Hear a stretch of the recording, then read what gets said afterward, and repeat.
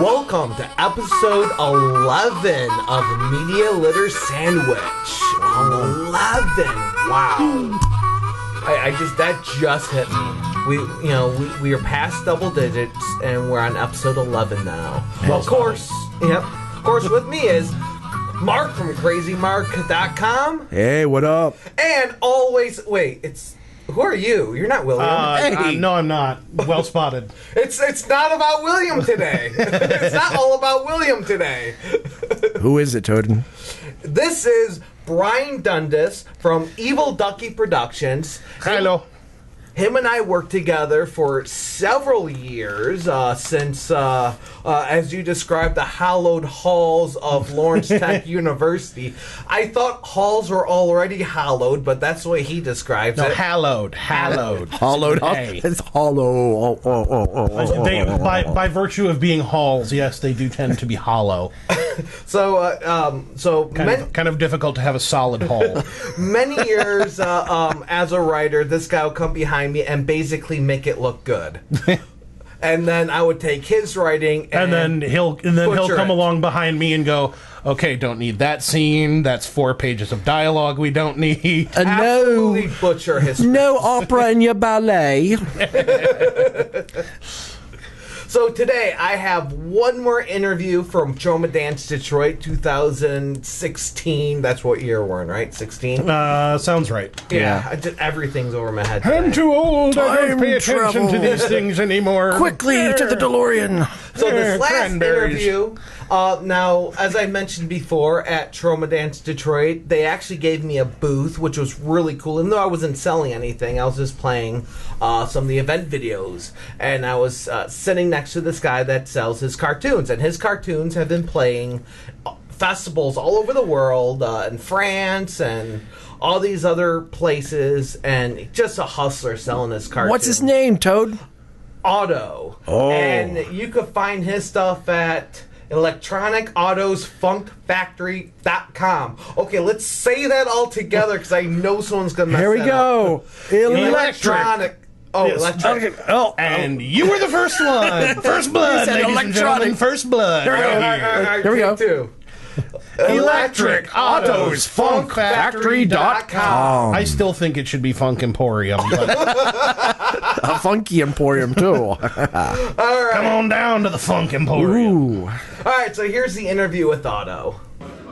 Hey, Toaden here at Trauma Dance Detroit 2016. I'm here with Otto that does these cartoon things. Tell me about this cartoon stuff you do. Oh yeah, the cartoon series is underground animation. It's called Detroit Exploitation, Funk Cinema. So it's like a combination of the grindhouse cinema, funk, electronic music, and it's 100% Detroit. Lots of monsters, but it's a social commentary satire. So it's like it has a message in it, but it's not preachy. But it's like a lot of fun. It's like a roller coaster ride. And you do all the music, all the animation, everything yourself. Yep. The entire process. So I'm playing all the instruments, playing all the music, doing all the voiceovers, all the art, animation, the whole shebang. How long does it take you to do one of them?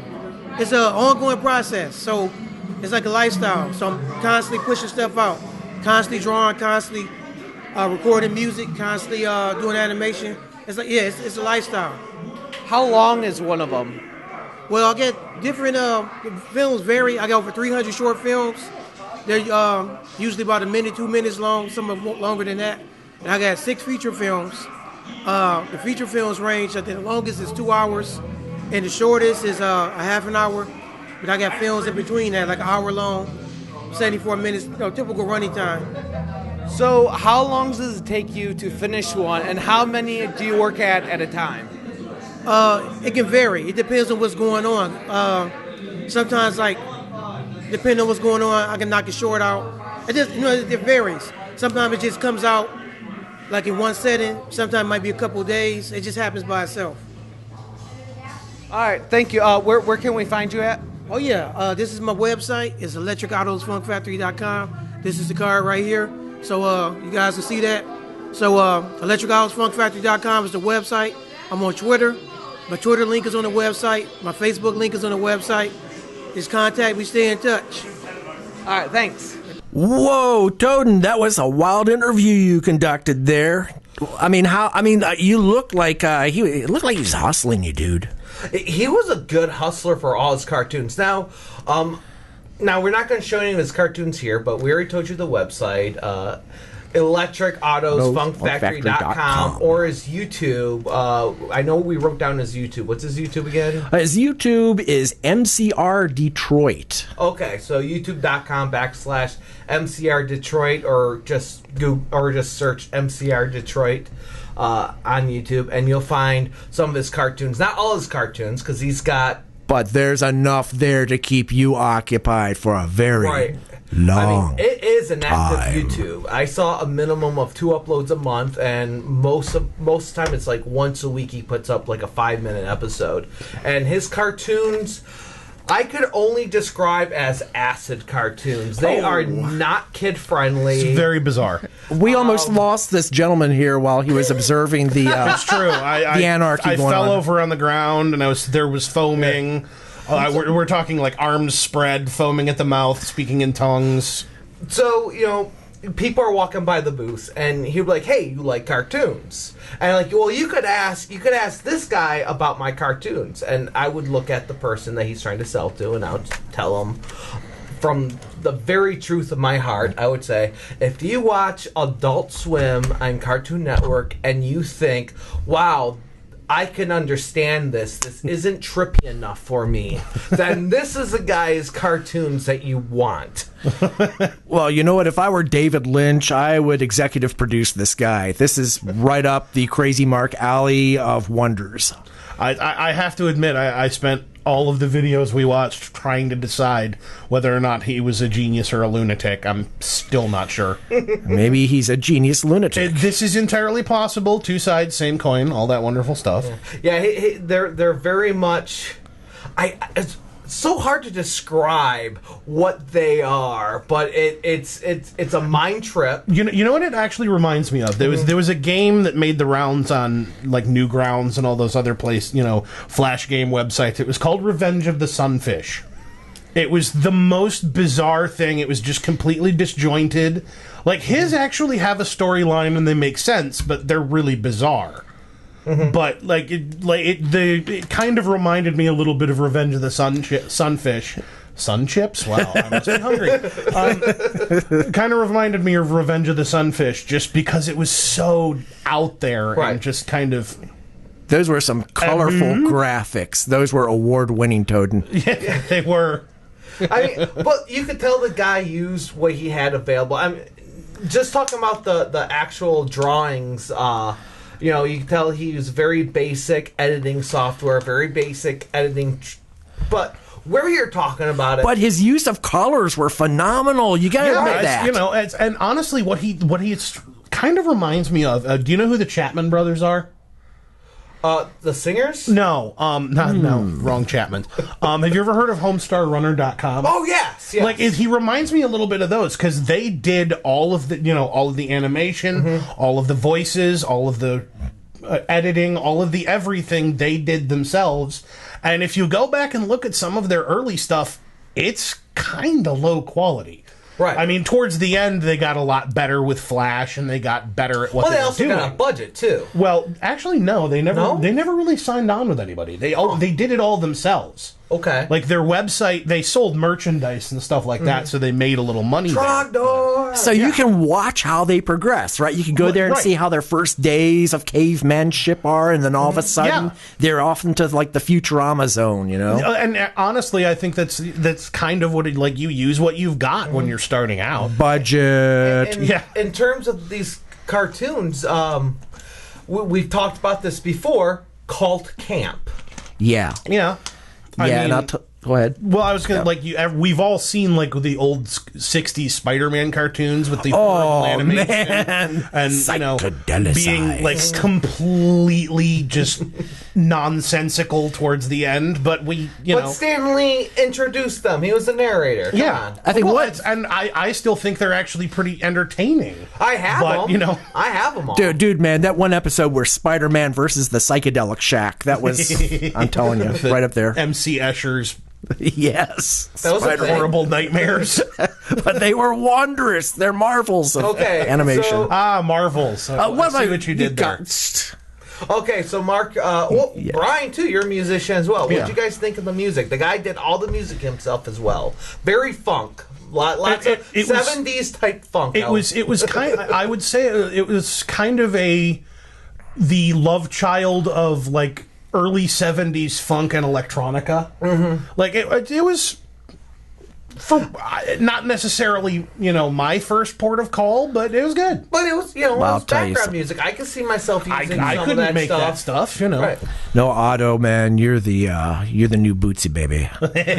we love it. Well, Mark, I mean, with your videos, you do all the music, you do all the editing. It's a lot of work, man. A lot of people say, oh, yeah, all you got to do is turn on tape recorder, sit down, play your organ, play your piano, play whatever. But no, you got to get your sound just right. You got to get all your levels just right. You can't blow anybody away. It can't be distorted. It's got to be just right, And it's cool. Everybody's doing it. Well, some people are trying to do it to get out of copyright stuff. Mm-hmm. I've had to encounter that kind of thing but yeah, Otto, he handles all the musical instruments, everything, and he's doing a great job there. I mean, you're not going to hear it on the radio going into work or anything like that, drive time. Yeah. But this is some great, the name's Bootsy, baby. It's some real groove stuff. It's when you play multiple instruments on the same track, that means you have to loop them, play them back for yourself, and actually, stay in time every single, and with every layer it gets more complex. So, props to the dude. I mean,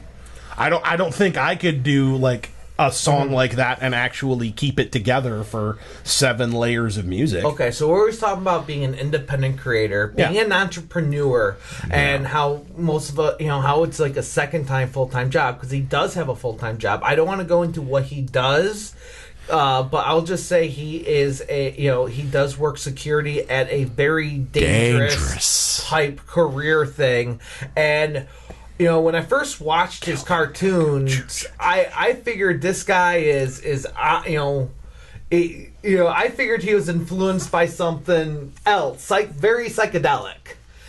And then when I learned about he was a security, had a kind of dangerous job and has seen some things, it really translated into his work. Yeah. Well, as with anything, it can be therapy. It gets inside your head and you have to get it out somehow. And if that's what worked for him, then it's therapy for others as well. Yeah. I mean, I watch his cartoons just recently, and that was therapy in its own right. Brian, we've talked about this before, art therapy. Yeah.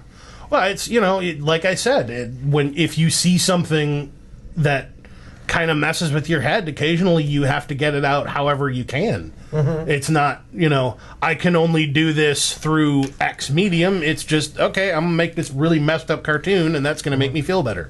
Props to you, dude.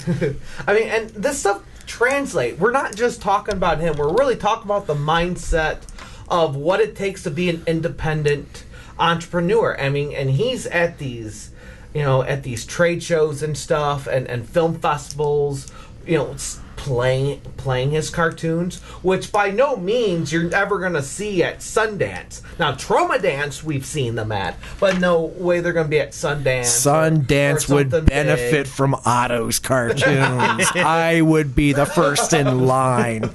I'm there, dude, and I'm subscribing to you, too. I'll tell you, they're would they be any more or less bat crap crazy than some of the other art films that happen at Sundance? No. That's the ones with the old joke about the gay clowns eating pudding. That's a metaphor for the human condition, Mm-hmm. Yep. Nope. He mentioned that, when I was asking how long does it take, and he said this is a way of life. And I think we all can. We all feel that. Not just creators and media creators, but entrepreneurship. Your craft is a way of life. I mean, my room is dedicated to the podcast and recording, and everything I do is around media. And I know you guys are the same way. The coffee machine is always full. Mm-hmm. Yes. What about you? Well, it's, and honestly, I think I'm trying to remember who it was that said it, but I remember a quote about, "Oh, so you've decided to become an artist? Oh, Congratulations, or should I say commiserations? Because it's probably going to suck for a large portion of it." Like, it's just there's things that are going to happen, and he goes on to talk about how you'll always have anxiety and self-doubt and all of this other stuff, but the moments when you create that's when the heavens part and the angels sing. So I think it's when you decide to do something that's creative, it sort of does color the way you do everything, because movies get ruined for me because I find myself analyzing them, or right, like myself. There was a movie I see where they do like a practical effect that doesn't quite work. It yanks me out of it completely. Right. I mean, and we all have different points of views on that. That's one reason why, as creators, we love talking. Hey, did you see this? We never talk about the great movies. We talk about the bad movies. Well, got to make ourselves feel better about our own salary. I don't know. I like that too, because we're like, look, if I had, like this at this point didn't work for me, did it work for you? And some people are like, absolutely. What do you mean you didn't like that? Because everybody is different, and it really does kind of hearing other people's opinions kind of help. Like, okay, this type of audience didn't like this, but you know what? I don't like that type of audience. That type of audience is the type of audience that watches The Office. I hate The Office, and that's just not me. Me too. I don't like cubicles. I like lying down beneath a huge tree, staring at the clouds with a redhead by my side. There you go. This was a theory. Not that, you, that a redhead. I don't actually have any hair. So, Brian and I came up with a theory at least 8-9 years ago that we basically separated people, those that like The Office and Lost, and those that don't, and we're both fall. I thought it was Scrubs. No, I believe it was Lost and The Office. Okay, There's a lot of remember. people didn't like the main character from Scrubs. Yeah. Okay. All right. And then there was us. And now we're talking about old series on television. Doesn't that pretty much apply to us in almost defunct. every facet of life, though? And then there's these two lunatics. But we kept running into more and more people that fall, that get what we do, and also don't like that. Not saying it all doesn't merge. Meanwhile, somewhere Bear Grylls is eating tree roots. You guys got anything else to add? Well, let's get back with us gentlemen right here. Yes.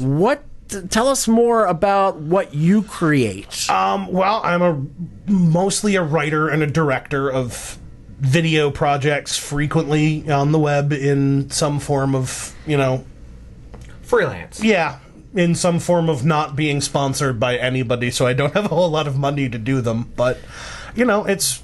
I do animations. I do. Do you have a website where we can check you out? I do not. I am actually between them at the moment. Shame on you! I know. Shame on you! If this were loaded, That's a huge thing. I have. he doesn't have a .com button. I had, but it went away because of a thing, and it's coming back. But you have literally caught me in the 2 weeks between. Did you at least buy the domain name yet? I did. The domain of Evil Ducky Productions exists. Oh, this will be and good. it will be coming soon. But yes, we're looking forward to it. I am working on it. I'm just gathering together stuff and deciding what's going to go and what's going to not go, and whether or not it was just some goofy little thing I did at 3 a.m. because I was awake anyway. Mm-hmm. So yeah, it exists. I'm just it's not active at the moment. Now, your artwork, what inspires you to create your inspirations? It was always like for me, I have always been somebody who I'd rather you'd tell me a good story than give me a whole bunch of like flashy visuals and stuff like that. Yeah. Like I'm big on practical effects as a director, and I don't want to do a whole lot of CG stuff like that. So you're not going to spend $100 million on a fight scene at an airport? No. Oh, okay. Well, I'm not saying I won't, but I'm saying that if somebody gave me $100 million to make a movie, I'm not like, nope, can't spend any money on this. No, I'm going to spend it all. But I'll spend more time trying to do it practically, as opposed to we'll just CG it later. We'll fix it in post. Go ahead, hit me. I said that to him a bunch of times when we worked together. We'll go fix and it in check post. some of the stuff we worked together. We made jokes. So if you're just listening to us, I gotta tell you, the video is a totally other show. You got Brian playing with Scooby Doo and a Reggie. and you got Crazy Mark playing with this. I believe it's called. Oh, what's that thing Hello, called? my baby. Hello, my darling. It's a Christmas frog. Mistletoe. Oh, it's mistletoe. Mistletoe, It's a of course it is. Yes, I was actually going to go with minstrel frog. Like I really kind of expect him to be like wailing on a mandolin or something. You know. Oh yeah, hello, my baby. I actually have a couple of those. There's some long stories with that because I was, But a lot I of actually family like members gave I me actually the like next- mistletoe better. Mistletoe is cool. All right, so recap. We talk about being an entrepreneur is a way of life. Otto really demonstrates that. I'm pretty sure what he takes is his art is his therapy, and we got some really weird, not safe for kids type cartoons. Oh, very very much lots of sweariness. Yep, sweariness and a lot of and rated R stuff. weird. I mean, we're talking violence, strong language. But I love rated R, so bring it. Well, yeah, For the family out there, monitor your children who choose to do this. Well, we take things from our life and then we project it. as Tom Lehrer once said, "Give me smut and nothing but." Oh. Whoa! Boom! Boom! Here comes the missile. Okay, so we got Mark from crazymark.com, Brian, which will have his website evilduckyproductions.com. Yes. Will be up. Hopefully, by the time you're watching this, it'll be up. If not, it'll be up soon. Yeah. And of course, I'm Toaden from Toaden.com. You can find this podcast on Pod Bros or even MediaLitterSandwich.com. And if you want to watch the video, that's on YouTube.com/ToadenK. Thank you for watching, listening. I hope you enjoyed this discussion.